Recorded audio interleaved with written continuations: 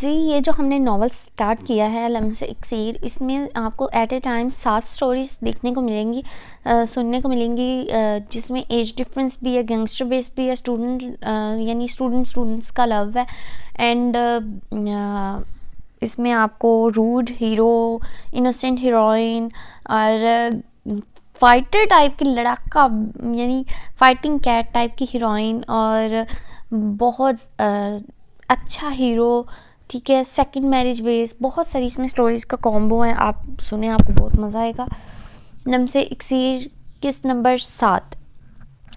زرمش nervous تھی، ایسا نہیں تھا کہ پہلی بار کوئی لڑکا اس کی جانب مائل ہوا تھا۔ جوانی کی دہلیز پر قدم رکھنے کے بعد کئی ایک اس کے آگے اظہار کر چکے تھے، پر وہ گلی محلے کا معاملہ تھا جب وہ چپل اٹھا کر جوابی کارروائی کرتی تھی، لیکن یہاں معاملہ دوسرا تھا۔ اب اس بڑے ہوٹل میں اس کے آگے پیچھے گھومنے والا لڑکا کوئی گلی محلے کا لچا لفنگا نہیں تھا، بلکہ ایک اچھے گھرانے کا لڑکا تھا، اور دوسری نروسنس کی وجہ اس کی خود کی دلی کیفیت تھی جس سے وہ کئی دن سے جھنجھلا رہی تھی۔ اسے ابرار کی موجودگی کھٹکی تھی۔ اب وجہ بھی سمجھ آ رہی تھی کہ شاید ابرار وہ پہلا شخص تھا جس کے لیے وہ دوسرے رخ سے سوچ رہی تھی۔ یہ کہنا بھی غلط نہیں تھا کہ اس کے دل کے دروازے پر دستک دینے والا ابرار پہلا اور واحد شخص تھا۔ ریسٹورانٹ میں چند ایک لوگ ہی تھے جو اپنے کاموں میں مصروف تھے، اس کے باوجود زرمش کو ابرار کی ٹیبل کے پاس جانا سب سے مشکل ترین کام لگ رہا تھا۔ دل خوف زدہ تھا کہ کہیں وہ محبت کی بات نہ کر دے، اور اس سے زیادہ خوف زدہ وہ اس بات پر تھی کہ وہ جواب میں کیا کہے گی، لیکن سامنا تو کرنا تھا نا، اس لیے اپنی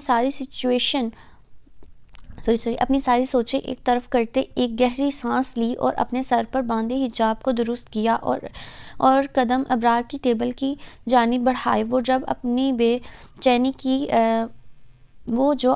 چینی کو ٹیبل کی سطح پر انگلیوں سے میوزک سا بچا کر کنٹرول کر رہا تھا اور زرمش کے انتظار میں کچھ پریشان معلوم ہو رہا تھا۔ زرمش کو دیکھ کر چہرے پر ایسی چمک پیدا ہوئی جیسے بہت بڑی خوشی حاصل ہو گئی ہو۔ وہ زرمش کے احترام میں فوراً کھڑا ہوا اور کرسی کھینچ کر اسے بیٹھنے کا اشارہ دیا تو زرمش پتھر بنی کھڑی رہ گئی۔ اتنا ادب، اتنا مان، اتنی عزت بھلا کسی نے کب دی تھی؟ دل میں فوراً ایک سوال پیدا ہوا تھا، کیا وہ معمولی سی لڑکی کی بھی کوئی ایسی عزت کرتا تھا؟ ابرار کی محبت جو اس کے دل کے دروازے پر دستک دے رہی تھی، اس نے ابرار کی پہلی حرکت پر ہی ابرار کی محبت اس کے دل میں قدم رکھنے لگی تھی۔ خدا نخواستہ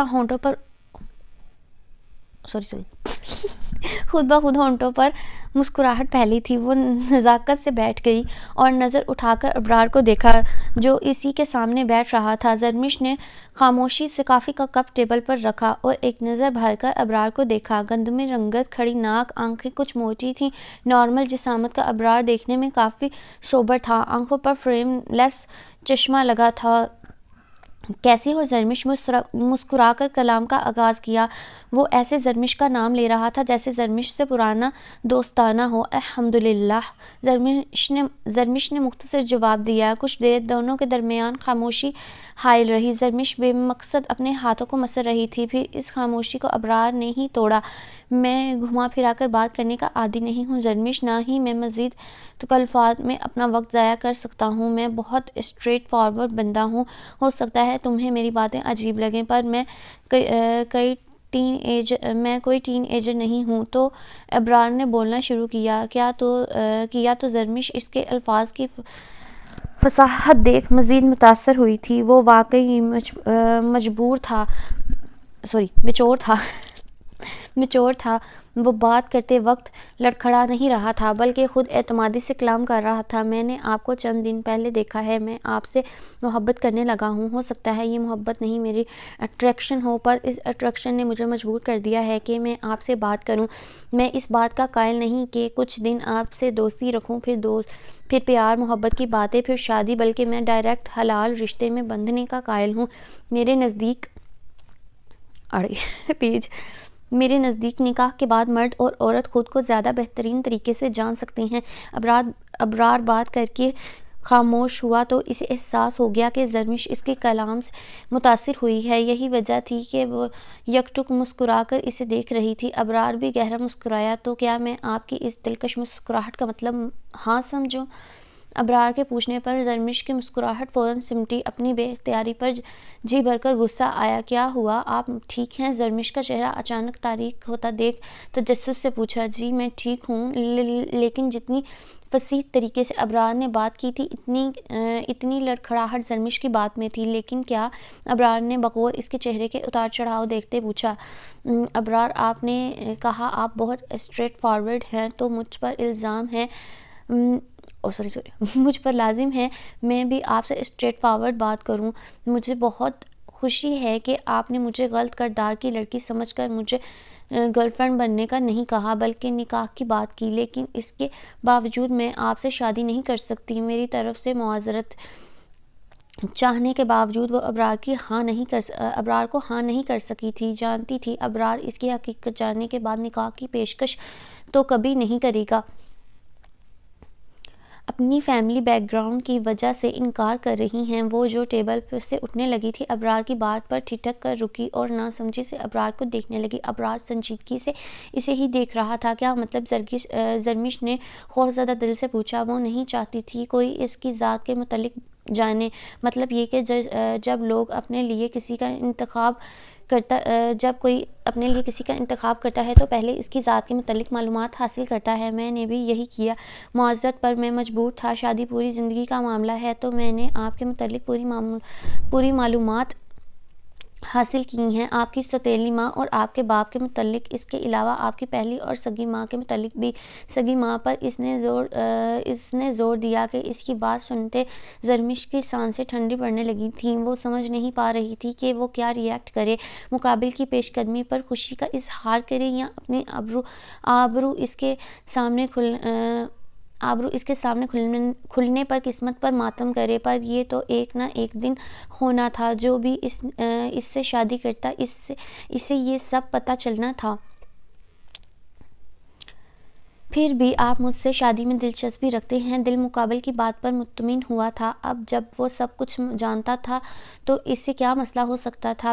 بالکل دلچسپی نہیں بلکہ دل و جان سے یہ چاہت رکھتا ہوں کہ آپ میری پروپوزل کو ایکسیپٹ کریں۔ میرے لیے ایسی لڑکی سے شادی کرنا خوش قسمتی کی بات ہوگی جس نے زندگی کے اتنے اتار چڑھاؤ میں بھی اپنے کردار کی حفاظت کی۔ یقیناً ایسی عورت میرے بچے کی بھی اچھی پرورش کرے گی۔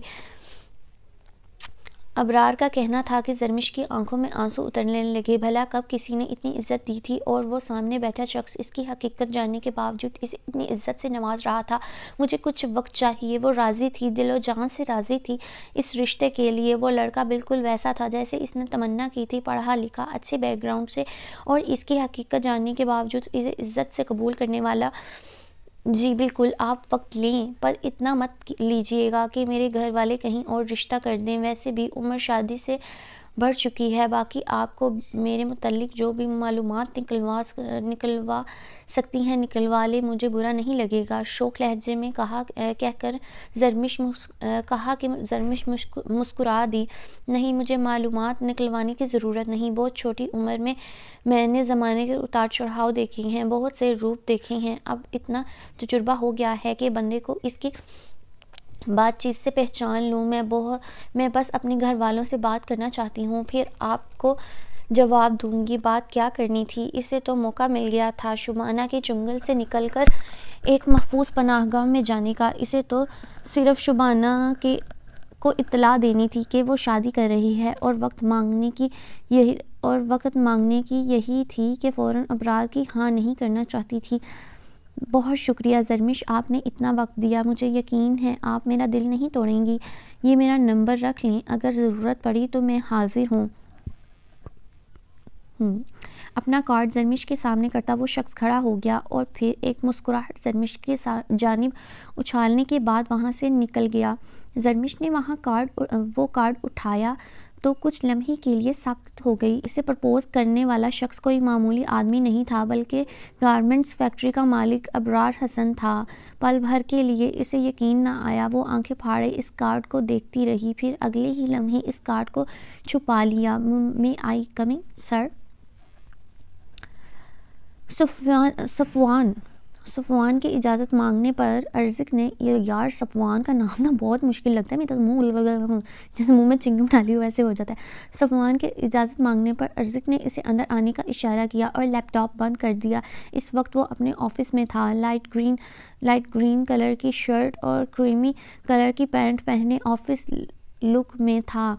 کوٹ کرسی پر جھول رہا تھا، بال جیل سے سیٹ کیے، کف کوہنیوں تک فولڈ کیے۔ وہ صفوان کو سوالیہ نظروں سے دیکھ رہا تھا۔ جب صفوان نے کرسی کی طرف اشارہ کیا، یعنی پوچھنا چاہ رہا تھا کہ بیٹھ جاؤں، ارزق کے اشارے پر وہ کرسی پر بیٹھا اور اپنا ٹیبلٹ ارزق کے سامنے کیا۔ ارزق نے جوں ہی اسکرین کھولی تو نظر ساکت ہو گئی۔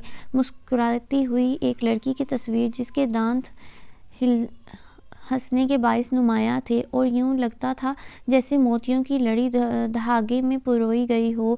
گلابی ہونٹ جو کچھ موٹے تھے اور نچلے ہونٹ پر باریک سا کٹاؤ تھا جو مزید اس کے ہنسنے کو نمایاں کر رہا تھا۔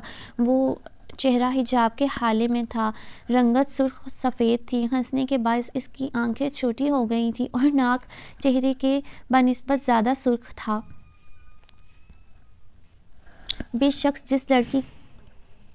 جس لڑکی کی تصویر اس کے سامنے تھی وہ بہت حسین تھی۔ ارزق نے اس نازک اور دلفریب چہرے سے نظر ہٹا کر صفوان کو دیکھا۔ میں ابھی شادی نہیں کروں گا صفوان، پھر چاہے تم مجھے کتنی بھی حسین لڑکی کی تصویر دکھاؤ۔ ارزق نے اپنے طور گہرا طنز کیا تھا۔ اس کی بات پر صفوان گہرا مسکرایا۔ اس لڑکی کو دیکھنے کے بعد صفوان کی حالت بھی کچھ ایسی ہی ہوئی تھی جو اس وقت ارزق خانزادہ کی تھی۔ وہ حسن پرست نہیں تھا، پر نہ جانے کیوں صفوان کو یقین تھا اس معصوم حسن کی طرف ارزق لازمی متوجہ ہوگا۔ سر یہ برآن دلشیر کی بہن ہے، الف دلشیر ہے، صفوان نے اسے طنزیہ انداز میں کہا جس انداز میں ارزق نے کہا، پر اس بار جھٹکا لگنے کی باری ارزق کی تھی۔ وہ جو کرسی کی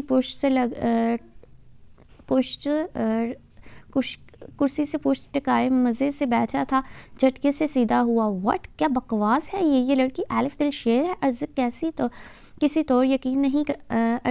طور یقین نہیں آیا تھا۔ سر یہ برآن دلشیر کی بہن الف دلشیر ہی ہے۔ اب کہ صفوان نے دوبارہ تائید کی تو ارزق کشمکش میں پڑ گیا۔ یہ کیسے ممکن ہے؟ اس کا چہرہ، اس کے نقوش، اس کی رنگ و روپ کچھ بھی برآن سے نہیں ملتا تھا۔ ہاں وہ حقیقت ہی تھی کہ الف دلشیر حسن میں اپنی ماں کی پرتو نکلی تھی۔ برآن کا چہرہ جہاں مردانہ وجاہت سے بھرا ہوا تھا، وہیں الف کا چہرہ معصومیت سے لبریز تھا۔ خود کو نارمل کرتے ارزق نے الف کی تصویر سلائیڈ کی تو وہاں الف کا مکمل بائیو ڈیٹا موجود تھا۔ نام الف دلشیر، عمر 20 برس، education ongoing, first year of B S honour science and education. ساتھ ایڈریس سے لے کر اس کی ساری ذاتی معلومات موجود تھیں۔ حیرت ہے مجھے برآن دلشیر کی سخت دلی پر کہ اتنی چھوٹی بہن کو اس ملک میں تنہا چھوڑا ہوا ہے۔ اسے واقعی الف کو دیکھ کر حیرت ہوئی تھی۔ وہ تو سمجھا تھا کوئی باڈی بلڈر ٹائپ بولڈ لڑکی ہوگی، پر یہاں تو وہ خود گہرے شوق میں مبتلا ہوا تھا جب الف دلشیر کو ایک موم کی گڑیا پایا تھا۔ اوکے صفوان، میری آج کی ہی ٹکٹ بک کرواؤ، میں مزید ویٹ نہیں کرنا چاہتا۔ ارزق نے ٹیبلٹ بند کیا اور کھڑا ہوا، اپنا کوٹ پہننے لگا۔ سر بزنس میٹنگز؟ صفوان کے سوال پر اس نے غصے سے صفوان کو دیکھا۔ ساری ڈیٹیلز تمہیں میل کر چکا ہوں اور 1-2 دن کی بات ہے۔ اپنی بات مکمل کرتے ارزق کمرے سے نکل گیا۔ اب سب باتوں کے بعد تو برآن دلشیر کبھی بھی اپنی بہن کا رشتہ مجھے نہیں دے گا۔ صفوان نے افسوس سے الف کی تصویر کھولتے ہوئے حسرت سے دیکھی۔ اف، یہ اندازہ تو اسے بھی نہیں تھا کہ الف دلشیر اس قدر حسین ہے، ورنہ ارزق کی جگہ برآن کا وفادار بننے میں بھی کوئی حرج نہیں تھی۔ اپنی ہی سوچ پر ہنستے ہوئے وہ ارزق کی ٹکٹ بک کرانے لگا۔ اب اس کا جلاد باس نہ جانے اس معصوم لڑکی کے ساتھ کیسا سلوک کرنے والا تھا، کیونکہ حسین چہرہ ارزق خانزادہ کے دل پر کہاں اثر کرتے تھے، وہ تو پل میں اپنی نظروں سے حسن کو بے مول کر دیتا تھا۔ شکل سے تو آپ بھی اتنے بدتمیز نہیں لگتے۔ چاہتے ہوئے بھی ڈریم اپنی زبان کو روک نہیں پائی تھی۔ بھلا یہ شخص کیوں اس سے اتنی بدتمیزی کر رہا تھا؟ جب سے ملا تھا ایسا ہی اکڑ دکھا رہا تھا۔ ذرا پھر سے بولنا، کیا بولا ابھی تم نے؟ ایحان نے پلٹتے تیکھے چتونوں سے اسے گھورا تو ریم نظر دوسری جانب گھما گئی۔ جب سے ملی ہوں آپ کو عزت ہی دے رہی ہوں، عزت دینے کو ہی بھائی کہا تھا۔ تو اس الفاظ کا لحاظ کر کے ہی ابھی وہ بول ہی رہی تھی جب ایحان نے اپنی انگلی ہونٹوں پر رکھ کر اسے خاموش رہنے کا اشارہ کیا۔ اپنی بکواس بند کرو، ایک مرتبہ اور تم نے مجھے بھائی کہا تو تمہاری زبان سلامت نہیں رہے گی۔ مجھ سے رشتے جوڑنے کی کوشش مت کرو۔ اس کا آخری جملہ سن ریم کا منہ کھل گیا تھا۔ وہ بھلا اس اکڑو انسان سے کیوں رشتہ بناتی؟ ریم کا دماغ سچ مچ الٹ گیا تھا۔ اوہ بھائی، آپ کچھ زیادہ ہی خوش فہم ہو رہے ہیں۔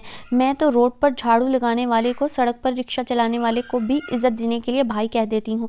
آپ کو بھی اسی لیے کہا تھا۔ الحمدللہ میرے پاس رشتوں کی کمی نہیں ہے جو ہر ایرے غیرے سے رشتہ جوڑوں۔ ریم کی جانب سے اسے ٹکا سا جواب دیا گیا تھا کہ ایحان کو اس کا الفاظ اور لہجہ سخت زہر لگا تھا۔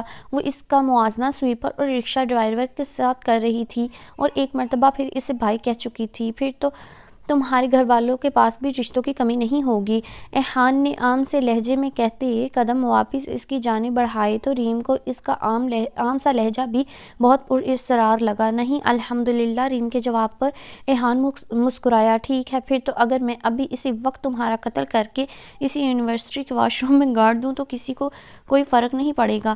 دانت پیستے ابھی اس نے ریم کا بازو دبوچتے پوچھا تو ایحان کی نزدیکی سے ریم کی سانس رکنے لگی۔ اس کے پرفیوم کی خوشبو اسے اتنے آس پاس، اتنے قریب پاتے ریم سانس تک روک گئی۔ ایحان کو اس بات کا احساس نہیں ہوا تھا کہ وہ غصے میں اس کے اتنے قریب آ گیا تھا۔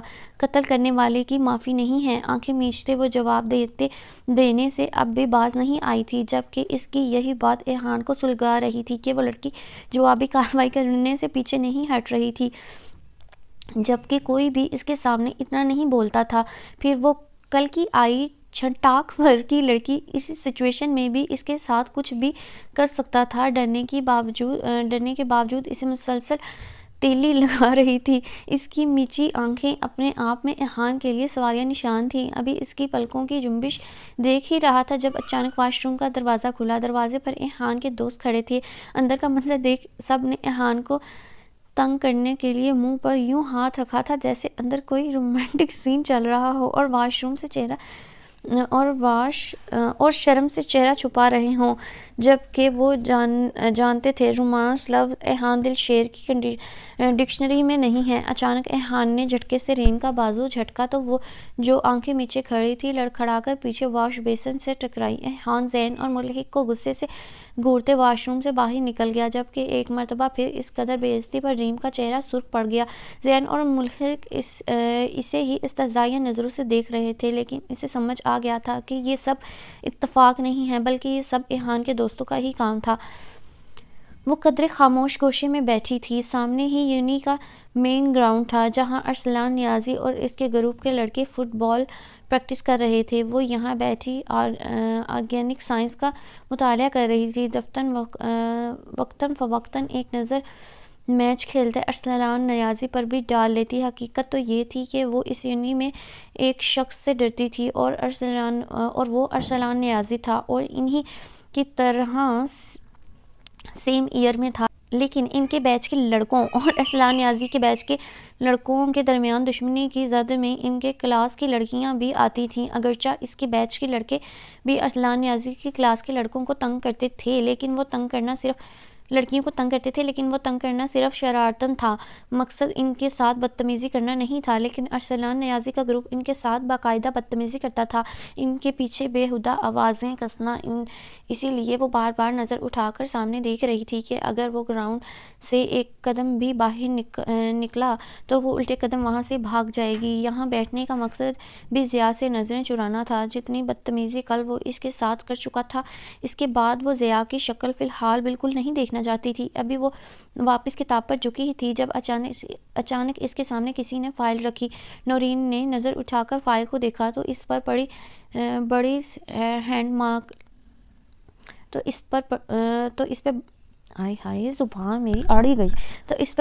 بڑی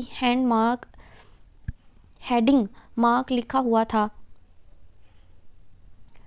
project of organic chemistry. Naureen ने गर्दन मोड़ कर पीछे देखा तो इसके बिल्कुल पीछे ज़िया बैठा हुआ था। नौरीन के देखने पर मुस्कुराया। नौरीन इसकी मुस्कुराहट के जवाब में वहाँ से उठने लगी, पर ज़िया फ़ौरन इसके सामने आ गया। सॉरी, एक कान पकड़ते कहा। नौरीन ने हैरत से इसे देखा। ज़िया इसकी आंखों में हैरत देख मुस्कुराया। लेमन कलर के सूट में, गले में दुपट्टा डाले, बालों में बल डाले, एक कंधे पर चुटिया छोड़े थी और कुछ आवारा लटें चेहरे पर बिखरी थी। इतनी हैरत से मत देखो, जानता हूँ सॉरी नहीं बोलता, लेकिन तुम तीसरी बार बुलवा रही हो। नौरीन को देखते मुंह चिढ़ाकर कहा। वाकई इसने कभी किसी से सॉरी नहीं कहा था, लेकिन नौरीन को वो तीसरी बार कह रहा था। मुझे तुम्हारी सॉरी नहीं चाहिए, अपने पास रखो। ज़िया को शर्मिंदा देख नौरीन का दिल मज़ीद खुला था। वो गुस्से से कहती खड़ी होने लगी। जब ज़िया ने हाथ पकड़ते इसे वापस बिठाया। सॉरी नहीं चाहिए, लेकिन ये प्रोजेक्ट तो ले लो। ज़िया का कहना था कि नौरीन ने झटके से इसका हाथ झटका। तुम बहुत ज़्यादा बेतकल्लुफ़ हो रही हो ज़िया। दोबारा हाथ पकड़ा तो अच्छा नहीं होगा। मुझे लैला मत समझना। इसका ताना ज़िया को बुरी तरह चुभा था। वो सॉरी बोल रहा था तो वो मान क्यों नहीं रही थी? इसने ऐसा भी कुछ नहीं किया था कि वो अना का मसला बना ले। तुम लैला हो भी नहीं, इसलिए ज़्यादा नखरे दिखाने की ज़रूरत नहीं है। वो कहाँ इतनी अकड़ बर्दाश्त करता था, इसलिए फ़ौरन कहा। ये तो लैला और वो ही जानते थे कि इसने तो कभी लैला का एक नखरा भी नहीं उठाया था। तो मैंने कब कहा है कि तुमसे कि मेरे नखरे उठाओ? खुद आए हो। जाओ यहाँ से और अपना ये प्रोजेक्ट भी ले जाओ। गुस्से से कहती उठकर जाने लगी। जब ज़िया वापस खड़े होते इसके सामने आया। तुम्हारे साथ मसला क्या है? बदतमीज़ी तुम खुद करती हो, इंसान को उल्टा बोलने पर मजबूर भी तुम करती हो, और फिर नखरे भी लेडी डायना जैसे। क्लास की लड़की हो, एक ही बैच की हैं, इसलिए एक्सक्यूज़ कर रहा हूँ, पर तुम पता नहीं खुद को क्या तसव्वुर कर रही हो। ज़िया ने सख्त चिढ़ते हुए कहा। यूँ भी आज इसका मूड ख़राब था। एहान भी इससे बात नहीं कर रहा था। यहाँ से मगज़मारी करके इसे एहान के पास जाना था, पर अब इस लड़की ने तो दिमाग ही घुमा दिया था। वहीं दूसरी तरफ नौरीन इसे सालिम निगल जाने के इरादे से घूर रही थी। कितना अजीब शख्स था, हमेशा बदतमीज़ी करता था और फिर मनाने आता था और फिर दोबारा बदतमीज़ी करता था। वो ये सोचकर परेशान हुई थी कि न जाने लैला कैसे इस जलील इंसान को टॉलरेट करती थी। कोई बात नहीं, ये लेडी डायना जैसे नखरे हम खुशी खुशी बिना माथे पर शिकन लाए उठा लेंगे। अभी वो दोनों खुद में ही मसरूफ़ थे कि पीछे से अरसलान नियाज़ी की आवाज़ सुनते। जहाँ ज़िया के चेहरे पर नागवारियत उतरी थी, वहीं नौरीन का चेहरा खौफज़दा हुआ था। ज़िया लाइब्रेरी में चल कर बात करते हैं हम, प्लीज़। ज़िया का मुंह खुलते देख नौरीन खुद से ज़िया के मुकाबले आई थी। ज़िया ने इसका खौफ देखकर मिठी भिंची। शायद वो इसे अकेला देखकर डर रही थी। हाँ जाओ, लाइब्रेरी में जाओ, यहाँ तो तन्हाई ना मिल सकी। वहाँ कोई नहीं होगा। वो जुमला कसने से बाज नहीं रहा था, लेकिन नौरीन अगले ही लम्हे ज़िया का बाजू थाम गई थी। वो नहीं चाहती थी इस बार की लड़ाई में इसका नाम उछाला जाए कि लड़ाई ज़ुल्नूरीन की वजह से हुई है। मुझे इनकी बकवास से कोई फ़र्क नहीं पड़ता ज़िया, यहाँ से चलो। जबकि इसकी फ़िक्रमंदी को नज़रअंदाज करते ज़िया ने उल्टा इसे ही सर्द नज़रों से घूरा, जैसे नौरीन की बुज़दिली पर गुस्सा आया हो। तुम जाओ ज़ुनी। ज़िया ने नौरीन का हाथ पकड़ते इसे पीछे करते कहा। उफ़ ज़िया, इसका दिल कहाँ लगेगा यार तेरे बगैर। तू जा, मैं जब तक अच्छे अच्छे बच्चों के नाम सिलेक्ट करके रखता हूँ। अरसलान की अगली बात सुनते नौरीन का सारा खून सिमट कर इसके चेहरे पर जमा हुआ था और ज़िया का सब्र जवाब दे गया था। अगले ही लम्हे नौरीन के परवाह किए बगैर इसने अचानक ज़ोरदार मुक्का अरसलान नियाज़ी के मुँह पर मारा। बेशक वो बुज़दिल या कमज़ोर नहीं था, पर ये इसकी बड़ी गलती थी, क्योंकि इस वक्त अरसलान नियाज़ी अकेला नहीं था, बल्कि इसके साथ इसके ग्रुप के 4 लड़के थे और वो अकेला मुकाबला नहीं कर सकता था। नतीजा ये निकला था कि वो सब एक साथ ज़िया पर झपटे थे। ये सब देखते नौरीन की टांगें कांपने लगी थीं। वो अगले ही लम्हे उल्टे कदमों वहाँ से भागी। इसका रुख स्पोर्ट्स के सामने वाले एरिया का था, क्योंकि अक्सर एहान वहीं पाया जाता था। हामते कामते हुए जब तक वो एहान के पास पहुंची थी, वो अपने बैच के सारे लड़कों को चीख कर बता रही थी कि ज़िया और अरसलान नियाज़ी की लड़ाई हो गई है। मुल्हिक और ज़ैन जो कैंटीन से कोल्ड ड्रिंक लेते एहान के पास जा रहे थे। नौरीन की बात सुनते कोल्ड ड्रिंक फेंकते ज़िया के पास भागे थे।